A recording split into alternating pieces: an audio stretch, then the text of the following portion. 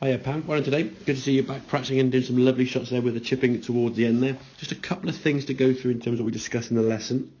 First and foremost, at setup, you want to get a nice sort of relaxed arm position, hands just leaning that club face just a little bit more towards your left leg. You've got a tendency for the club just to get a little bit nearer to your back foot, possibly an attempt to try and get the ball up in the air. I think the feeling a lot of people have when they put their hands backwards behind the ball, it will add some loft to the golf club and send that ball high. And if you're struggling with the ball going up in the air and fizzing along the ground, that's going to be a very common issue that people are going to have. So once the setup was better, hands are leaning forward, what we want to try to do is feel the club head actually going back first with a little bit of wrist hinge there as the club goes back. We can see now things sort of working away now as a nice sort of blend of the two.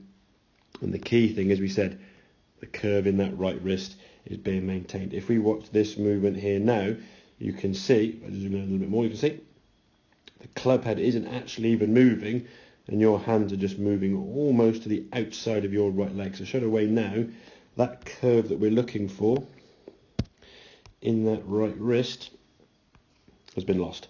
So therefore, as the club then goes back, you've now got to try and find that movement now.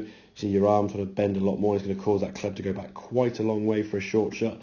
At this position here now, you've lost a bit of control in terms of both the distance and where that club is. As a result of that excessive power being created, you try and stop, quit on the shot, or get very collapsed and the ball just shoots across the green like a rocket. At least with this one here now, with the hinge of the wrist, the club now you can see, even with that angle, the club now is still beneath your hands, so a lot less power being created as you come back to the golf ball. A nice striking of the golf ball. Zoom out a little more, sorry. As we can see, ball just chipping up in the air, going towards your target there nicely. Just be careful at setup. One thing we did mention, the club doesn't sit down aiming a little bit to the left. Just want to push that toe back a little bit, make sure that club face is pointing a bit more towards target. If that doesn't quite make sense, let me know and I can try and rephrase that better hopefully. But just make sure that club face is sitting a little bit more square to target. We don't want it turned to the left-hand side. So hope that all makes sense. Get some practice in with regards to chipping and we'll catch up again soon. Okay, cheers, Pam.